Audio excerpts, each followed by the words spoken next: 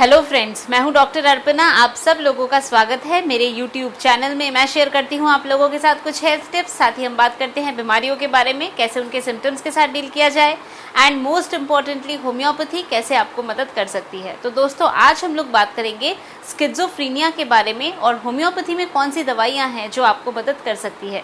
तो चलिए, टॉपिक शुरू करने से पहले अगर आप लोगों ने मेरा चैनल अभी तक नहीं सब्सक्राइब किया, चैनल को सब्सक्राइब करके बेल बटन को ज़रूर दबा दें ताकि आप अपडेटेड रहें with the latest videos and with the timing of the live consultations. तो चलिए दोस्तों, शुरू करते हैं आज का टॉपिक, स्किज़ोफ्रेनिया।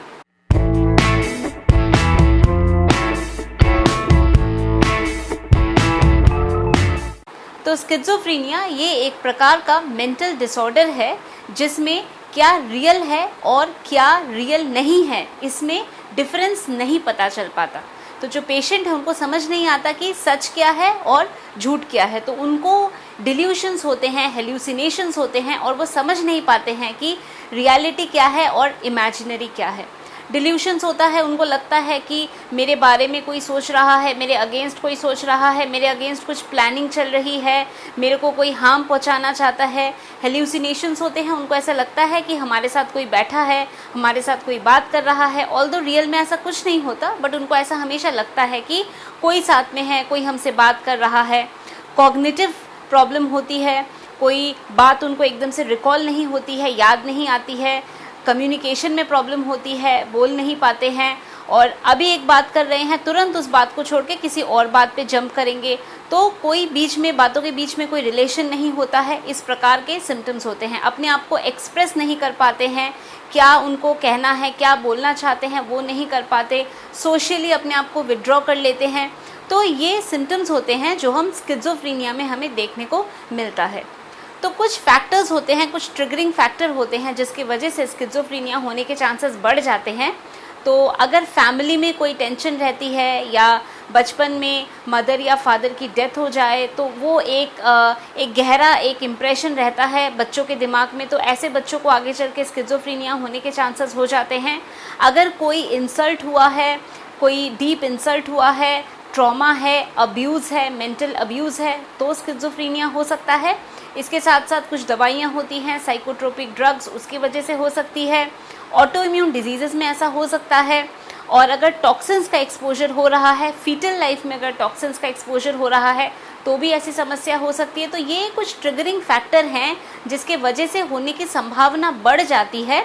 और स्किज़ोफ्रेनिया जो है ये एक मेंटल डिसऑर्डर है जो कि जो बिहेवियर है पेशेंट का, कि उनको समझ नहीं आ रहा है क्या सच है, क्या झूठ है, क्या रियल है, क्या इमेजिनरी है। तो ये जो एक मेंटल स्टेट है इसको हम कहते हैं स्किज़ोफ्रेनिया।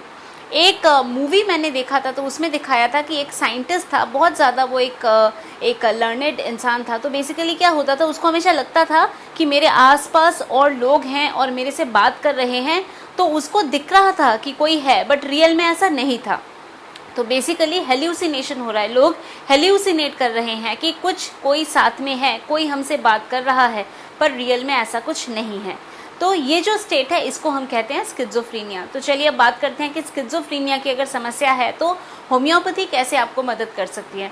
तो दोस्तों, होम्योपैथी में कुछ मेडिसिन्स हैं जो स्किज़ोफ्रेनिया में आपको मदद कर सकती है। स्किज़ोफ्रेनिया में मेडिसिन्स के साथ साथ काउंसलिंग का भी एक बहुत बड़ा रोल होता है ताकि पेशेंट बेटर फील कर पाए। और चलिए बात करते हैं अब होम्योपैथी में कौन सी दवाइयाँ हैं जो आपको मदद कर सकती है। तो सबसे पहली हमारी मेडिसिन है लैकेसिस।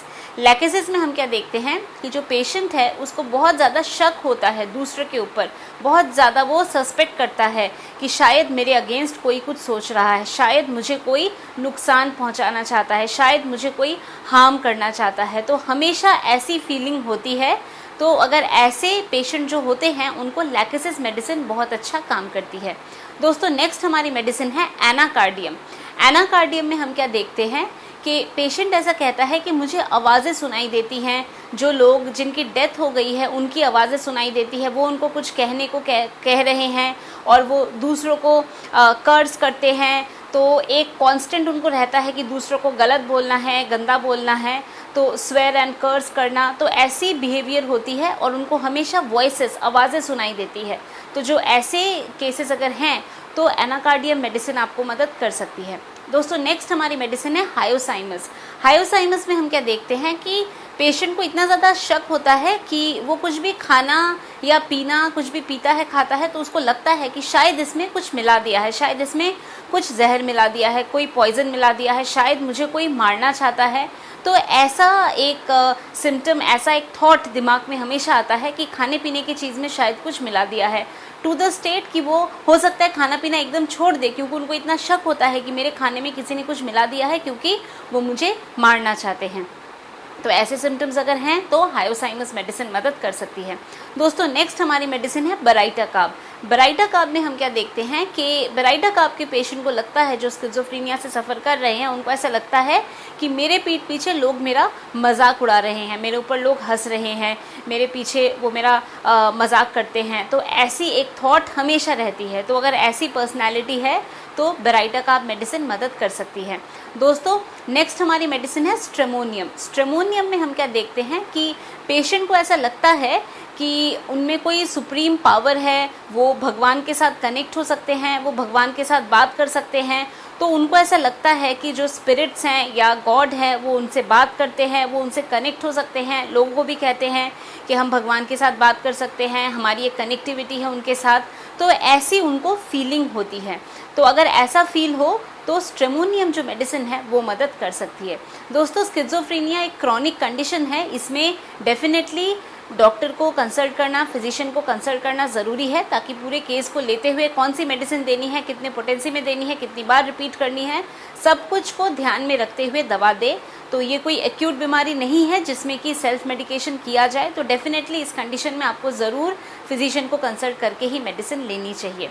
दोस्तों मैं उम्मीद करती हूँ कि अभी जो इन्फॉर्मेशन मैंने आप लोगों के साथ शेयर किया स्किज़ोफ्रेनिया और होम्योपैथिक मेडिसिन के बारे में, आप लोगों ने इस इन्फॉर्मेशन को पसंद किया है तो वीडियो को लाइक करना, शेयर करना, कमेंट करना, चैनल को सब्सक्राइब करना बिल्कुल भी नहीं भूले। दोस्तों अगर आप लोग अपॉइंटमेंट लेना चाहते हैं अपनी किसी भी मेडिकल कंडीशन के लिए, आप लोग मेरे से अपॉइंटमेंट लेना चाहते हैं, कंसल्टेशन लेना चाहते हैं, तो मेरे ऑफिस का व्हाट्सएप नंबर नीचे दिया हुआ है। इस नंबर पे आप लोगों को केवल व्हाट्सएप के थ्रू मैसेज भेजना है और आपको अपॉइंटमेंट बुकिंग की सारी डिटेल्स मिल जाएगी। दोस्तों अगर आप लोग मेरे से डायरेक्टली बात करना चाहते हैं तो CM4 या कॉल मी 4 ऐप के द्वारा भी आप मेरे से कनेक्ट हो सकते हैं। अगर आपका कोई डाउट है, कोई सवाल है, कोई क्वेश्चन है तो आप डायरेक्टली फ़ोन पे मेरे से बात कर सकते हैं CM4 ऐप के द्वारा। दोस्तों आप लोग मेरे साथ सोशल मीडिया में भी कनेक्ट हो सकते हैं, जिसकी सारी डिटेल्स नीचे डिस्क्रिप्शन बॉक्स में है। तो दोस्तों आज के लिए बस इतना ही। खुश रहिए, मुस्कुराते रहिए, स्वस्थ रहिए। चैनल को सब्सक्राइब करना और बेल बटन को दबाना बिल्कुल भी नहीं भूलें, ताकि आपको सारी इन्फॉर्मेटिव वीडियोस मिलती रहे और लाइव कंसल्टेशन के टाइमिंग्स भी आप लोगों को पता चलता रहे। तो आज के लिए बस इतना ही। Thank you.